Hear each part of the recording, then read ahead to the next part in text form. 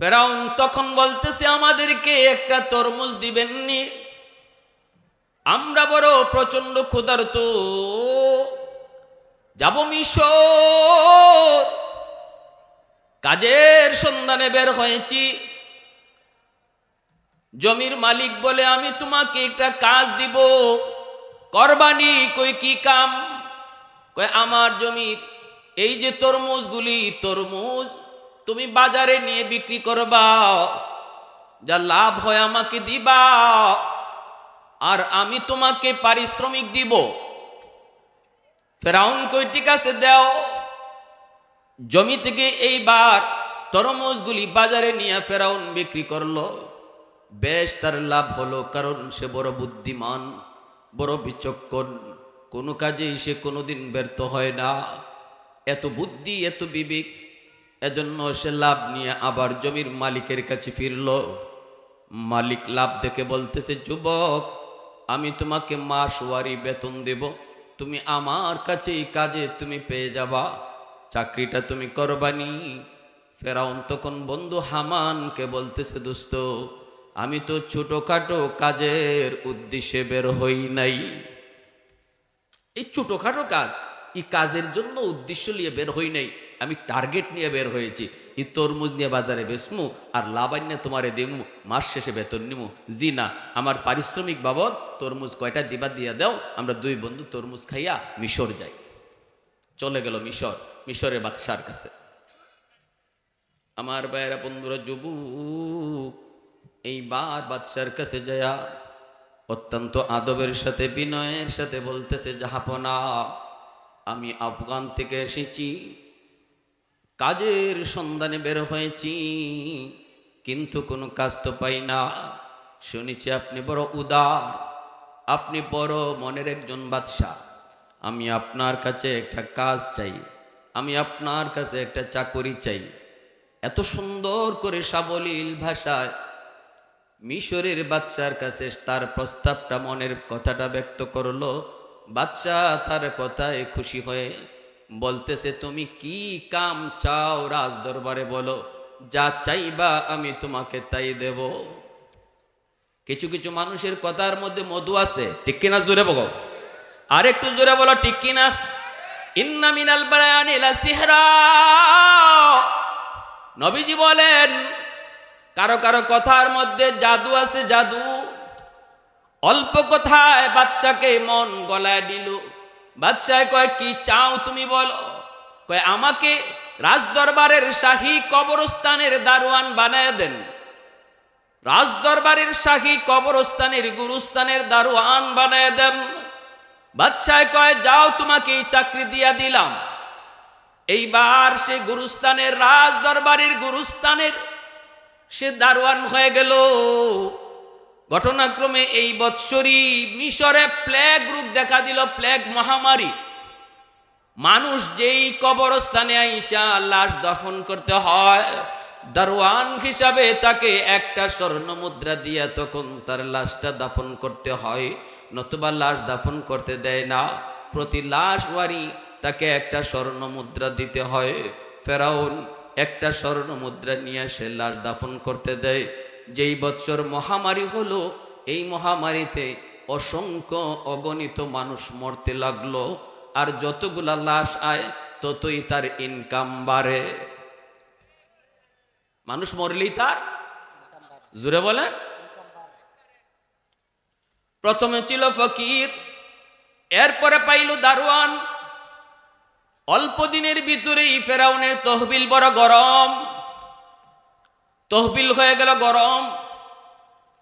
রাজদরবারে বাদশার খাজানায় সেই প্রতি মাসে মাসে তার তহবিল থেকে টাকা জমা দেয়। বাদশাহ তার উপরও খুশি হয়ে গেল। বাদশাহ কয়, অন্য কোনো কর্মচারী এত টাকা তো তহবিলে জমা দেয় না, সে তো এত টাকা জমা দিতেছে। এইবার বাদশার তার মনোযোগ ওই দারোয়ানের দিকে পড়ল। মাঝে মাঝে বাদশার দরবারে আইসা বাদশার ব্যক্তিগত কাজ কামও করে দেয়। তার টার্গেট হলো, আমি বাদশার মন জয় করব। মূলত দারোয়ানগিরি করাও টার্গেট নয়, টার্গেট হলো বাদশা হওয়া। টার্গেট হইল ঘরের কাম কাজগুলিও করে, অল্প দিনের ভিতরেই বাদশার মন জয় করে নেয়। ভালো করে ইয়াদ রাখবেন, মূল ডিউটির পরে যদি কেউ ওভার টাইম করে মালিকের নজরে পড়ে। আওয়াজ আসতে কেন ভাই, জোরে কম। মূল ডিউটির পরে যদি কেউ ওভার টাইম করে মালিকের নজরে পড়ে। ওভার টাইম করার দ্বারাই মালিকের মন জয় করা যায়। এজন্যই তো উলামায়ে কেরাম, ফুকাহায়ে কেরাম, সুফিয়ানে কেরাম বলেন, কেউ যদি নামাজ পড়ে, রোজা রাখে, ফরজ নামাজ ফরজ রোজা, এই ফরজ নামাজ ফরজ রোজা রাইখা সে জান্নাত পাইলো, জাহান্নাম থেকে বাঁচলো। কেন তুমি নামাজ পড়ো? কয় জাহান্নাম থেকে বাঁচার জন্য। কেন তুমি রোজা রাখো? কয় জান্নাত পাওয়ার জন্য। উদ্দেশ্য আছে ফরজ ইবাদতের, উদ্দেশ্য আছে ফরজ ইবাদতের, উদ্দেশ্য আছে ওয়াজিব ইবাদতের। কিন্তু নফল কেন পড়ো? কয় নফল পড়ি আল্লাহকে খুশি করার জন্য। এজন্যই নফল পড়নেওয়ালা খুব দ্রুত আল্লাহর ওলি হয়ে যায়। যে যত বেশি নফল পড়বে, অর্থাৎ ওভার টাইম, নফল হলো ওভার টাইম, ওভার ডিউটি, ঠিক কিনা জোরে কোন? নফল হলো ওভার ডিউটি, ওভার ডিউটি। ফরজের পর কেউ যদি নফল রোজা বেশি রাখে, ফরজ নামাজের পর কেউ যদি নফল নামাজ বেশি বেশি পড়ে, ওভার ডিউটি করার কারণে আল্লাহর নজরে পড়ে যায়। তখন আল্লাহ পাক তাকে তার প্রিয় করে নেয়, আল্লাহ তারে বন্ধু বানায় নেয়, আল্লাহ তাকে ওলির খাতায় নাম উঠায় নেয়। ফেরাউন যখন দেখলো আমার তো টার্গেট হলো বাদশাহ হওয়া, অতএব বাদশার মন আগে জয় করা লাগবে। বাদশার ওভার ডিউটি গুলা কইরা কইরা সেও বাদশার মন জয় করে নিল। অল্প দিনের ভিতরেই বাদশাহ ঘোষণা দিয়ে দিল, আজ থেকে আমার দারোয়ান দারোয়ান নয়, সে হলো আজ থেকে আমার শহরের মেয়র। শহরের মেয়র বানায় দিল। এইবার মেয়র হওয়ার পর দেখেন, খেয়াল রাখেন, প্রথমে কি ছিল? ভিক্ষুক, ঠিক না? প্রথমে ছিল ভিক্ষুক, তারপরে হলো দারোয়ান, তারপরে হলো মেয়র। এইবার ফেরাউন তার বন্ধু হামানকে বলে, দোস্ত, মেয়র হওয়া টার্গেট নয়, আমার টার্গেট হলো খুদা হওয়া। খুদা। আর একটু আস্তে কর, নাউজুবিল্লাহ। আর একটু জোরে কর, নাউজুবিল্লাহ। প্রশংসা করব কার? আর একটু জোরে বলেন কার? আলহামদুলিমান কদ্দারা খাইরাও ওয়া খাবালা,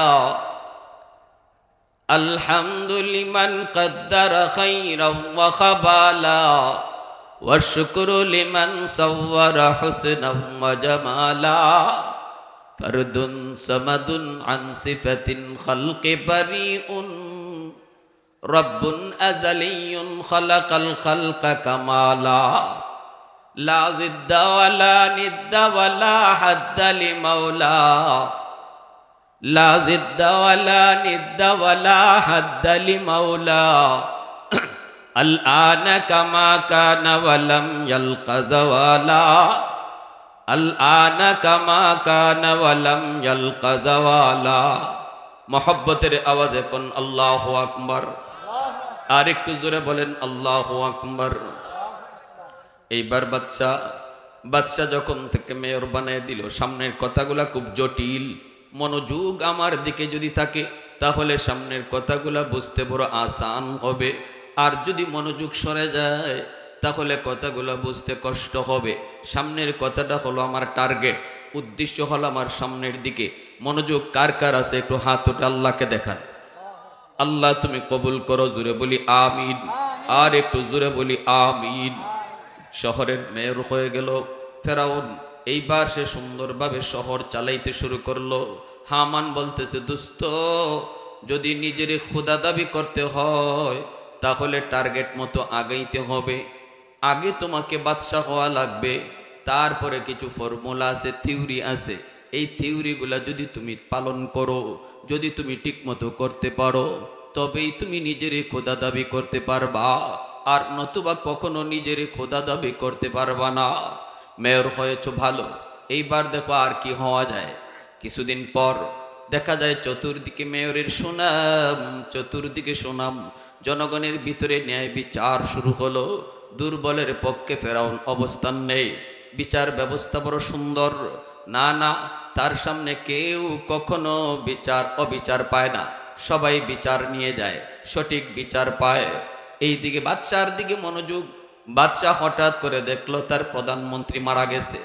এইবার বাদশাহ পরামর্শ নিল কাকে প্রধানমন্ত্রী করা যায়।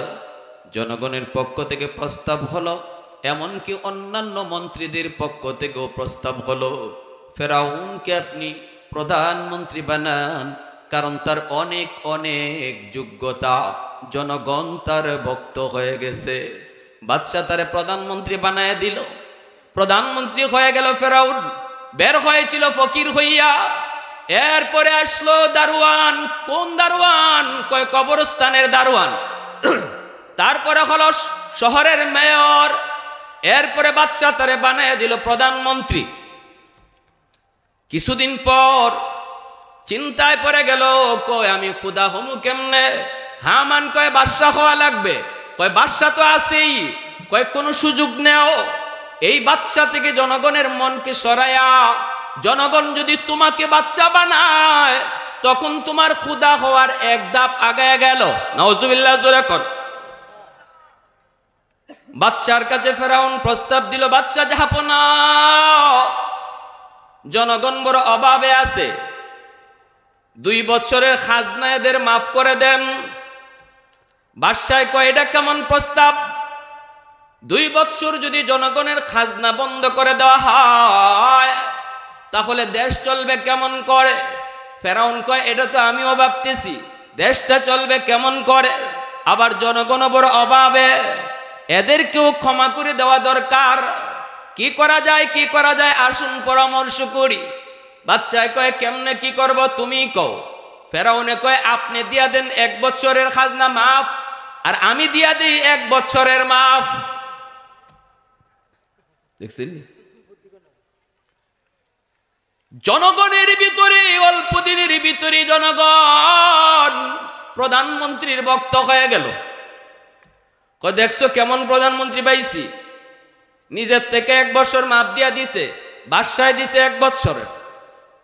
এইভাবেই জনগণ সবাইকে তার দিকে ডাইভার্ট করে নিল। একদিন বাদশাহ নিজে অসুস্থ হয়ে গেল। কোন রাওয়াতে আসছে বাদশাহ মারা গেল। জনগণ সহ সবাই এক বাক্যে তারে বাদশার চেয়ারে বসায় দিল। এইবার তার এক ধাপ আগাইছে। ফেরাউন তখন হামানকে বলতেছে, দোস্ত, খোদা দাবি করার প্রথম ধাপ আগায় গেলাম, এইবার তুমি বলো কিভাবে আমি নিজে খোদা হতে পারি। মন চায় আমি মানুষগুলাকে গোলাম বলি আর মানুষ আমাকে সেজদা করুক। নাউজুবিল্লাহ, জোরে কর। সেজদা করি আমরা কাকে? আওয়াজ আসতে কেন? জোরে কন, আরো জোরে কন। কাকে? আল্লাহ নামের ভিতরে মজা আসেনি না নাই? আল্লাহ নামের ভিতরে জাদু আসেনি না নাই? ফেরেশতারা কয় মালিক তোমার বন্ধু ইব্রাহিম কেমন করে তোমার বন্ধু হলো বুঝি না। বন্ধু যদি হতে হয় আমরা ফেরেশতারা কেউ হতাম, মানুষ কেমনে তোমার বন্ধু হয়? আল্লাহ বলেন পরীক্ষা যদি করতে মন চায় পরীক্ষা করো। তখনই একজন ফেরেশতা মানুষ রূপে ইব্রাহিম খলিলকে পরীক্ষা করার জন্য তিনি ইব্রাহিম খলিলের পাশে আসলেন। তখন আল্লাহর খলিল হাওরে তিনি ছাগল রাখালি করেন, অনেকগুলি ছাগলের পাল। এই ছাগলগুলার মালিক ইব্রাহিম খলিল। ওনার পাশ দিয়ে ফেরেশতা যাইতেছেন মানুষের রূপ ধইরা। কি উদ্দেশ্যে আসলেন? পরীক্ষা করার জন্য। কারণ ইব্রাহিম কেমন করে আল্লাহর বন্ধু হলেন, কি তার মধ্যে এমন গুণ, কেন আল্লাহ তারে বন্ধু কইয়া ডাকে? পরীক্ষা নেওয়ার জন্য ফেরেশতা মানুষের রূপ ধইরা পাশ দিয়ে যাইতেছেন। আর আল্লাহ নামের জিকির, আল্লাহ নামের জিকির তিনি করেন। সুবহানাদিল মুলকি ওয়াল মালাকুত যাল ইজ্জতি ওয়াল আজমতি ওয়াল কিবরিয়াই ওয়াল জাবারুত। সুবহানাদিল মুলকি ওয়াল মালাকুত যাল ইজ্জতি ওয়াল আজমতি ওয়াল কিবরিয়াই ওয়াল জাবারুত। এত সুন্দর আমার আপনার মালিকের নাম, এত সুন্দর আল্লাহ পাকের নামের জিকির শোনা মাত্রই ইব্রাহিম খলিল ছাগলের দিকে আর কোনো খেয়াল নাই। খেয়াল চলে গেল ওই মানুষটার দিকে, যেই মানুষটা আমার মালিকের নামের জিকির করতেছে। দৌড় দিয়া গিয়া তার কোমর জড়ায় ধরলেন। কে গো তুমি কে?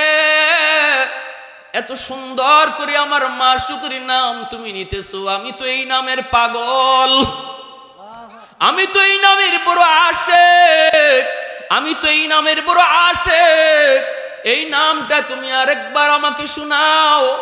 মানুষরূপী ফেরেশতা বলেন, বিনিময় ছাড়া আমি শোনাই না। কি দিবা একবার যদি এই নাম বলি? ইব্রাহিম খলিল কয়, আমার অর্ধেক ছাগলের পাল দিয়া দিব। ফেরেশতায় কয়, একবার শুধু কইমু? ইব্রাহিম খলিল কয়, ঠিক আছে একবার। সুবহানাদিল মুলকি ওয়াল মালাকুত যাল ইজ্জতি ওয়াল আজমাতি ওয়াল কিবরিয়াই ওয়াল জাবারুত। একবার শোনায় দিলেন, অর্ধেক ছাগলের পাল দিয়া দিলেন। ফেরেশতা চলে যেতে চান, ইব্রাহিম খলিলের মন ভরে না, মন তো ভরার কথাও না। আল্লাহ নামের জিকিরের পাগল যারা, সারা জীবন জিকির করলেও তার তৃষ্ণা মিটে না। আওয়াজ আসতে কেন? জোরে কন্যা ঠিক কিনা? আবার যায় তার কোমর জড়ায় ধরে বলেন, কই না না না, আমি তোমাকে যেতে দেব না রে ভাই, আরেকটা বার তুমি শোনাও, আমার তো তৃপ্তি মিটে নেই, আমি তো এই নামের বড় পাগল, এই নামের বড় আশিক, আরেকটা বার তুমি নামটা শোনাও। ফেরেশতা বলেন, বিনিময়ে লাগবে। ইব্রাহিম খলিল কয়, বাকি অর্ধেক ছাগলও তুমি নিয়ে যাও। বিনিময়ে একবার সুবহানাদিল মুলকি ওয়াল মালাকুত যাল ইজ্জতি ওয়াল আজমাতি ওয়াল কিবরিয়াই ওয়াল জাবারুত। ফেরেশতা বইলা আবার যাইতে চায়, ইব্রাহিম খলিল এখনো যেতে দেন না, যায় কোমর জড়ায় ধরছে, না আরেকবার শোনাও। ফেরেশতা কই, এখন কি দিবা? কিছুই তো নাই, সব তো দিয়া দিছো।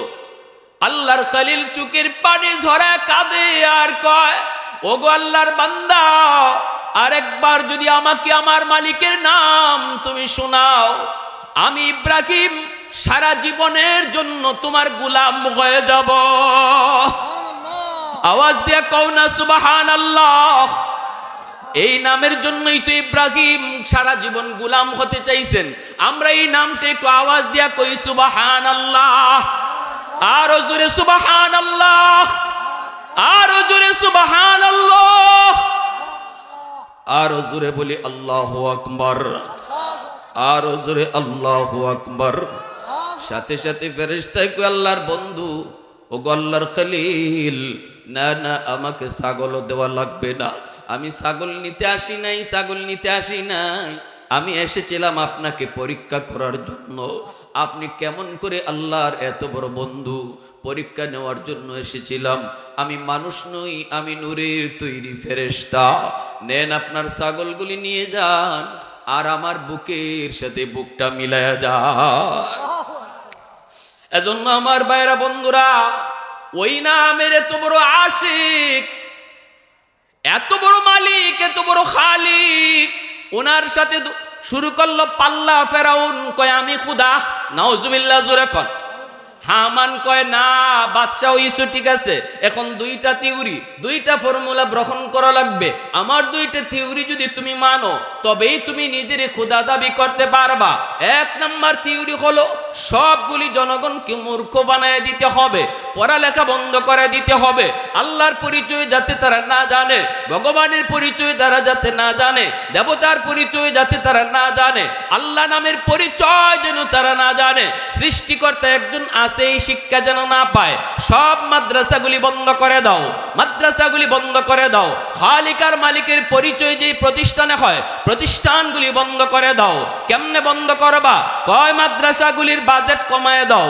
এখন থেকে বলো আর বেতন দেওয়া হবে না, উস্তাদদের বেতন মাদ্রাসা থেকে হবে না, এমনকি যারা পড়ালেখা করে তাদেরকেও কোনো সার্টিফিকেট দেওয়া হবে না, সরকারি চাকরি তারা পাবে না। সব দিক দিয়ে তাদের আয়ের উৎস তুমি বন্ধ করে দাও। আর বলে দাও যারা মাদ্রাসা ছাড়া, তখনকার সময় পড়ালেখায় আসিল শুধু এই মাদ্রাসা। যদি কেউ পড়ালেখা না করে মূর্খ থাকে, তারে মাসের মাস ভাতা দেওয়া হবে, মূর্খ থাকলে তারে ভাতা দেওয়া হবে, আর পড়ালেখা করলে তার বাজেট কমায় দেওয়া হবে। হইছে নি কাম? হামানের থিওরি হলো,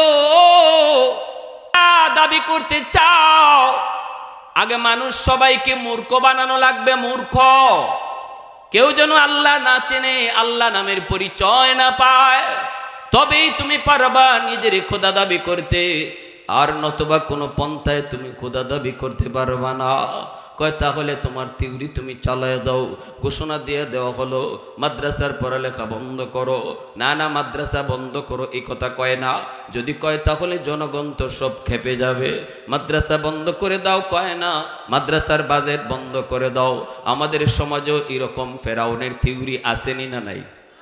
একটু জোর আওয়াজ দেওয়া কো আসেনি না নাই? কয় মাদ্রাসা বন্ধ করে দাও এই কথা কয় না। কয় না, মাদ্রাসায় পড়ালেখা করলে কোনো চাকরি নাই এটা বুঝায় দাও, ঠিক কিনা? মাদ্রাসায় পড়ালেখা করলে কোনো চাকরি নাই এটা বুঝায় দাও, তাহলেই তারা মাদ্রাসায় পড়বে না। সন্তানকে লেখাপড়া করাতে দিবে না, সন্তানকে বাবাও মাদ্রাসায় নিয়ে আসবে না, দাদাও মাদ্রাসায় নিয়ে আসবে না। কারণ পড়ালেখা করে তারা তো কোনো কাম নাই, কাজ নাই, কিছুই তো করতে পারবে না। এইভাবে ফেরাউনের থিওরি চললো। আমাদের দেশেও এমন আছে। এজন্যই তো কওমি মাদ্রাসা, যেই মাদ্রাসাগুলা থেকে আল্লাহর পরিচয় শেখানো হয় রে যুবক, যেই মাদ্রাসা থেকে আখিরাতের ফিকির শেখানো হয়।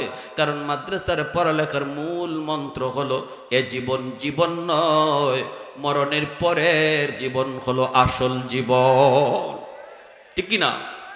আল্লাহ পাক বলে রে জমিন শুন, এ জমিন ভালো করে শুন। তুই যেমন দেখতেছো জমিনে গুনাহ হয়, নাফরমানি হয়।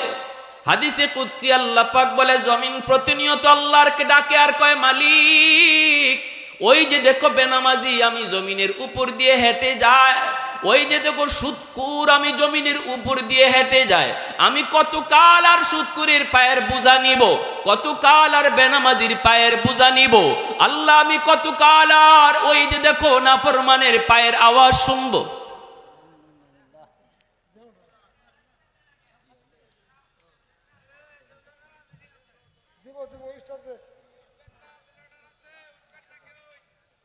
সবাই জিকির করেন লা ইলাহা ইল্লাল্লাহ।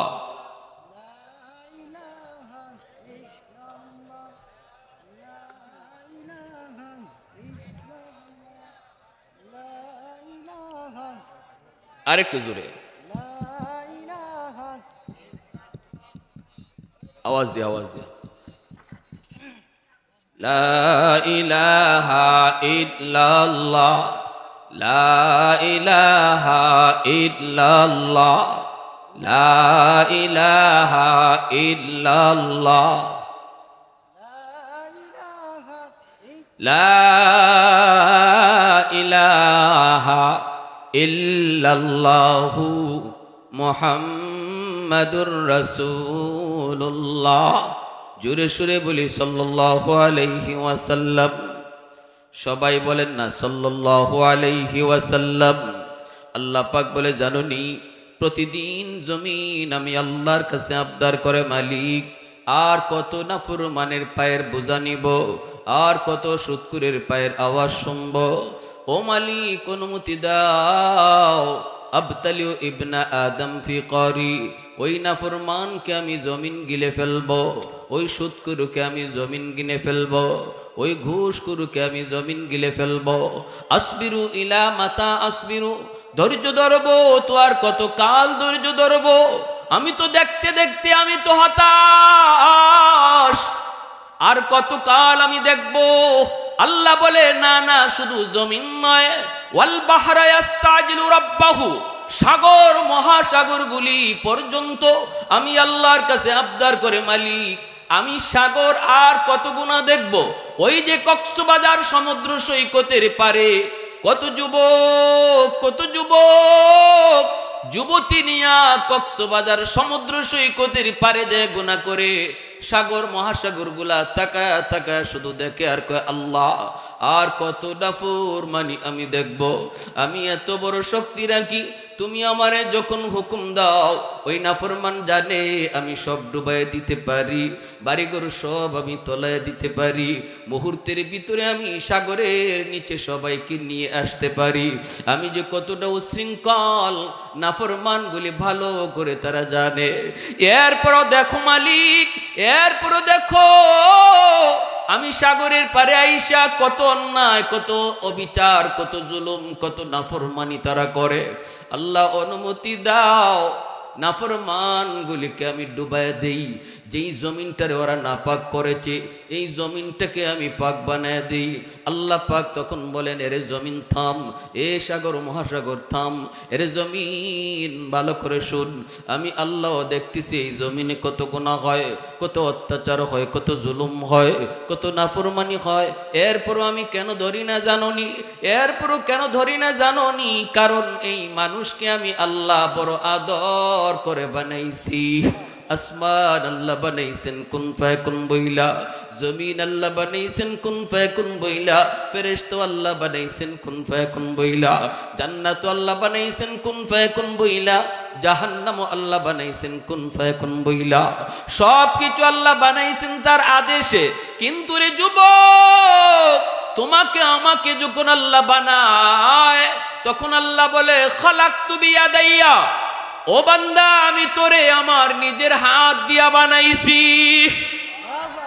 কারণ এই চেহারার মধ্যে এত দামি কপাল, ওই কপাল দিয়ে আমার কুদরতি কদমে সেজদা দিবি।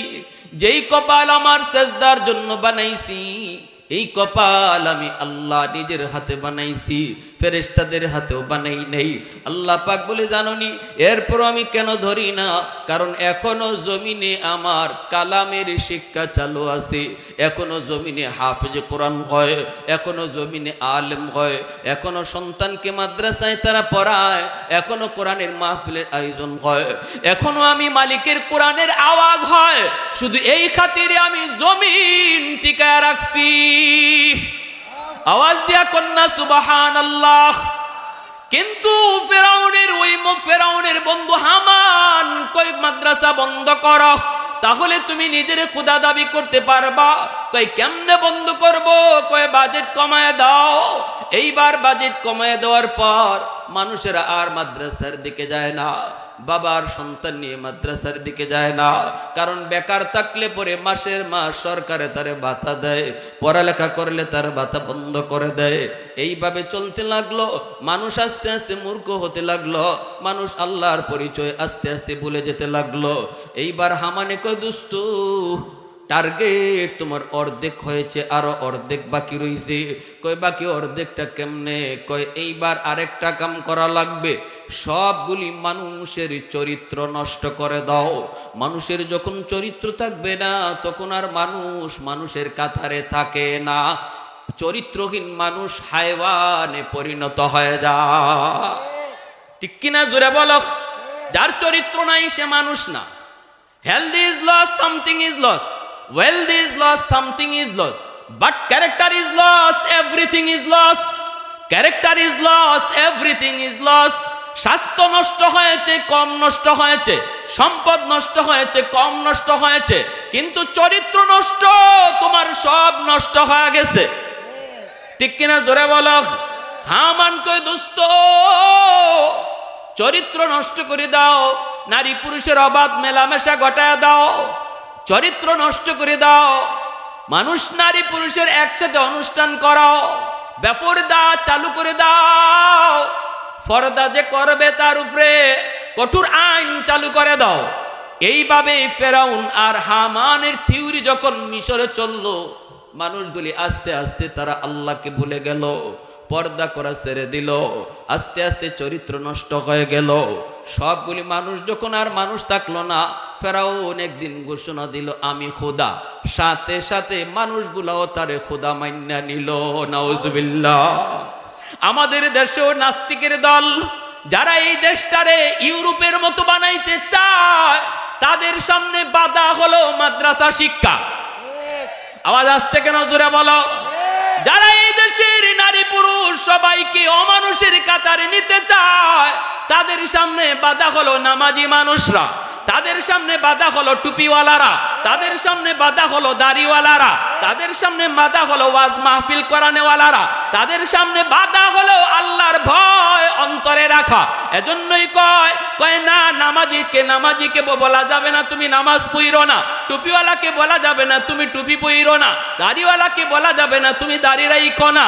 মানুষকে কিভাবে দাড়ি থেকে সরাইতে হবে, টুপি মাথা থেকে কেমনে ফালাইতে হবে। কয় টুপি রাখার গুরুত্ব যেই জায়গা থেকে বুঝায় ওই মাদ্রাসা বন্ধ করো, তাহলেই মানুষ টুপি পরা ভুলে যাবে। আওয়াজ আসতে কেন, জোরে কন। দাড়ি রাইখো না বলা যাবে না, কারণ দলের লোকরাই মানবে না। তখন কি করতে হবে, কয় দাড়ির গুরুত্ব যারা বুঝায়, যেই জায়গা থেকে দাড়ির গুরুত্ব বোঝানো হয় ওই মাদ্রাসাকে বন্ধ করে দাও, তাহলে মানুষ আল্লাহর পরিচয় অন্তরে আর পাবে না। এই থিওরি নিয়ে বাংলাদেশ শুধু নয়, বিভিন্ন মুসলিম দেশে ইউরোপীয়দের এজেন্ট, ইহুদিদের এজেন্ট মুসলমানের নামে মুসলমানের দেশে বসবাস করে মাদ্রাসার বিরুদ্ধে কথা কয়, ঠিক কিনা?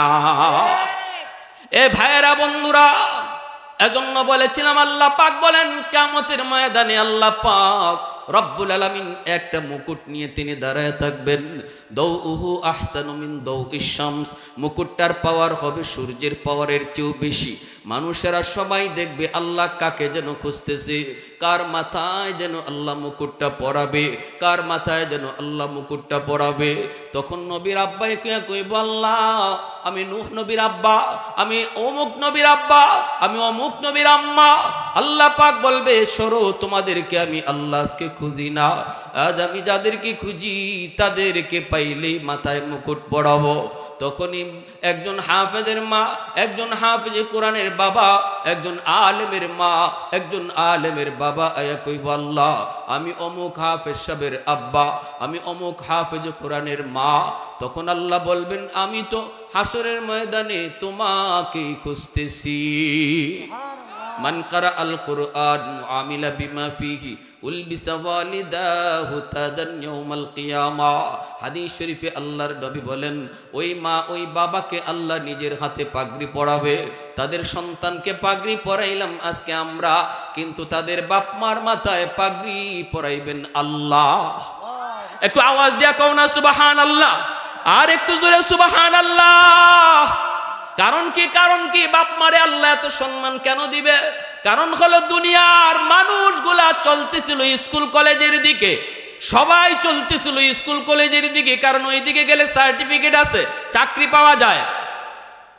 কিন্তু হাফেজে কোরআনের মা, হাফেজে কোরআনের বাবা, তারা স্রোতের উল্টা চলছে। না আমার চাকরি লাগবে না, আমি আল্লাহর কাছে এর পাওনা চাই, দুনিয়ার সরকারের কাছে না, সকল সরকারের কাছে আমি চাকরি চাই, ঠিক না? আল্লাহ পাক বলে, বান্দা ওই দিনই আমি আল্লাহ তোমার জন্য পাগড়ি বানায় রাখছি। সবাই চলতেছিল ওই দিকে, তুমি চলছো উল্টা দিকে। যেমন আমি আমার ফ্যামিলি থেকে এসেছি, আমার আব্বা কিন্তু একজন জেনারেল শিক্ষিত মানুষ, আমার ছোট ভাই, আপন ছোট ভাই, সে হলো বর্তমানে আইন উপদেষ্টা আসিফ নজরুল, ওনার একান্ত সচিব আমার আপন ছোট ভাই, সেও এই লাইনে। এরপরের ছোট ভাইটা সেও ওই লাইনে, আমেরিকাতে ফ্যামিলি নিয়ে সেটেল, ঢাকা ইউনিভার্সিটি থেকে লেখাপড়া শেষ। আমার চাচারা সবাই হলো জেনারেল শিক্ষায় শিক্ষিত। আমিও ক্লাস 5 পর্যন্ত পড়েছি, আমার গোষ্ঠীর মধ্যে কেউ মাদ্রাসাতে নাই।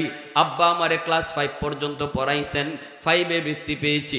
যখন আব্বা আমাকে মাদ্রাসায় দিবেন, চাচারা বিরোধিতা করেছে, দাদারা বিরোধিতা করেছে, পোলাটারে মাদ্রাসায় পড়ায় তুমি কি করবা? বৃত্তি পাইছে যে এই পোলাটার জীবন তুমি নষ্ট করবা। এত কথা, এত বিরোধিতা। এরপর আমার আব্বা বিরোধিতার দিকে যান নাই। আল্লাহ, আমার আব্বা তাদের কথা শোনেন নাই, আমাকে জিজ্ঞেস করেছেন, বাবা তুমি স্কুলে পড়বা না মাদ্রাসায় পড়বা?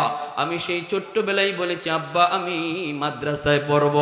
সিদ্ধান্ত ফাইনাল, মাদ্রাসায় চলে আসলাম। আল্লাহ পাক রব্বুল আলামিন কবুল করেছে। ওই দিন কিন্তু আমার আব্বা অনেক কথা শুনতে হয়েছে।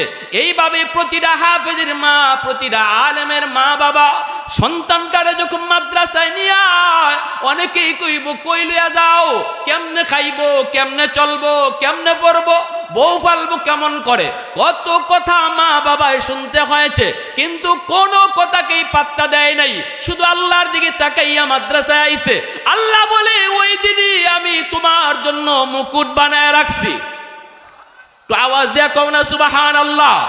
তোমার সন্তানের মাথায় পাগড়ি পরাবে দুনিয়ার মানুষ, আর তোমার মাথায় পাগড়ি পরাইমু আমি আল্লাহ। এতটা ইজ্জত, এতটা সম্মান একজন আলেমের হাফেজের মা আর বাবাকে আল্লাহ পাক দিবেন। বলুন তো ভাইরা, আল্লাহর হাতে পাগড়ি পরার ইচ্ছা কার কার আছে? একটু হাত উঠে আল্লাহরে দেখান। আল্লাহ তুমি আমাদের আওলাদ থেকে হাফেজ আলেম কবুল করো। আওয়াজটা একটু জোরে আওয়াজ দিয়ে আল্লাহরে শোনাও, কও বলো আমিন, আরো জোরে বলো আমিন। এজন্য আমার ভাইরা, এজন্যই বলতেছি ভালো করে শুনেন, ভালো করে শুনেন। কিয়ামতের ময়দানে একজন হাফেজের আলেমের বাবার পরিচয় আল্লাহর সামনে তুলে ধরা হবে। রব্বুল আলামিন বলবে, ও বান্দা, তোরে আমি জান্নাত দিতে চাই, কিন্তু বলতো দেখি দুনিয়াতে তুমি কোন সন্তানরে আলেম বানাইছনি, হাফেজ বানাইছনি? কইব না গো মালিক, বানাই নাই। এইবার আল্লাহ কইব, একজন হাফেজ বা আলেমের মজলিসে তুমি বসছিলানি, এই উসিলা পাইলেও তোমারে মাফ করে দিব। ইমাম গাজ্জালি রহমতুল্লাহি আলাইহি তার দাকাইকুল আখবার নামক কিতাবের ভিতরে মায়ার নবীর হাদিস এনেছেন। তখন সে কইব, না গো মালিক, এটাও মনে পড়ে না। আল্লাহ তখন কইব, কোন আলেমের সাথে এক দস্তরখানায় বইসা জীবনে খানা খাইছনি? কও, এই উসিলা পাইলেও মাফ করে দিব। কইব, না গো মালিক, মনে পড়ে না। আল্লাহ পাক বলবে, তাহলে বলো কোন সন্তানের নাম আলেমের নামে নাম রাখছো কিনা? কইব, না গো মালিক, তাও মনে পড়ে না। আল্লাহ পাক তখন বলবে, ফেরেশতারা, আমার এই বান্দাকে মাফ করতে চাইলাম, কিন্তু কোনো উসিলা পাইতেছি না। জিগাও তারে, দুনিয়াতে এমন কোন মানুষের সাথে তার বন্ধুত্ব ছিল নি যেই বন্ধু আলেমদেরকে ভালোবাসতো? এমন কোন মানুষের সাথে তার বন্ধুত্ব ছিল কিনা? তখন কইব, মালিক, মনে পড়েছে, মনে পড়েছে। দুনিয়াতে আমার একজন বন্ধু ছিল, এই বন্ধু মাদ্রাসাকে ভালোবাসত। এই যে ধানশাইল চকপাড়া বাইতুস সালাম কওমি মাদ্রাসায় এসে আসা যাওয়া করত, ছাত্রদের খোঁজখবর নিত, বোর্ডিংয়ের খোঁজখবর নিত, তার সাথে আমার বন্ধুত্ব ছিল। বিকালবেলা দেখা হলে পরে মাদ্রাসার গল্প শোনাইত, তার সাথে আমার বন্ধুত্ব ছিল। আল্লাহ পাক তখন বলবেন, ফেরেশতারা, আমার বান্দারে ফিরে আনো। আমার নবীর নায়েবে রাসূলদের সাথে ডাইরেক্ট না, কিন্তু ইনডাইরেক্ট তার সম্পর্ক প্রমাণিত হয়। এই উসিলায়ও আমি আল্লাহ তারে মাফ করে দিলাম। আওয়াজ দিয়া কও সুবহানাল্লাহ। আহাদুন লাইসা কামিসলিক সামাদুন লাইসা কাফাদলি লিমানিল মুলকু তুগু ইতু সাজাওয়ার খুদাই, তো খুদা বন্দে ইয়ামিনি, তো খুদা বন্দে ইয়াসারি, তো খুদা বন্দে জমিনি, তো খুদা বন্দে समाई, तो रहीमी, तो करीमी, तो समीई, तो बसीरी, तो मुइद्दी, तो मुदिल्ली, तो मलिकिल अर्श बजाई, बरी अज चूओ चिराई, बरी अज सूरत रंगी, बरी अज इज्ज नियाजी, बरी अज बीम उम्मीदी, बरी अज खुरदन ओ खुफ्तन, बरी अज तहमत मर्दन, बरी अज बीम उम्मीदी, बरी अज रंज बलाई। আল্লাহু আকবার। এজন্যই নবী বলেছেন, কুন আলিমান আও মুতাআল্লিমান আও মুহিব্বান আও মুঈনান ফালা তাকুন খামিসা। হয় তুমি মাদ্রাসার ছাত্র হও, নয় তুমি উস্তাদ হও, নয় তুমি মাদ্রাসার মহব্বত করো, আর নতুবা মাদ্রাসাকে সাহায্য করো। এই চার দলের ভিতরে থাকো, ফালা তাকুন খামিসা, 5 নম্বর দলে কেউ যাইও না। অর্থাৎ মাদ্রাসার সাথে বিরোধিতা রাখো না। ছাত্ররা এরা ফেরেশতা না, ভুল হইতেই পারে, মানুষের সন্তান। মাদ্রাসার একটা ছাত্র যদি ভুল করে, তুমি রাস্তাঘাটে না কইয়া উস্তাদদেরকে এসে জানাও। এমন জায়গায় তুমি সমালোচনা কইরো না যে সমালোচনায় মাদ্রাসার বদনাম হয়। আরেকটা বাবা সন্তানকে আর মাদ্রাসায় দিতে চায় না, এমন কোনো কাজ তুমি কইরো না। বরং যা কইবা, যেখানে কইলে সমাধান হয় সেখানে কও। এটা হলো মহব্বতের আলামত, এটা হলো মহব্বতের আলামত। মাদ্রাসার ছাত্র এরা মানুষের সন্তান, এরা জিনের সন্তান না। ভুল হইবই, আর ভুল হওয়াটাই স্বাভাবিক, কারণ শয়তান স্কুলের একটা ছাত্রের পিছনে যতদূর টাইম দেয়, এর চেয়ে ডাবল সময় দেয় মাদ্রাসার ছাত্রের পিছনে।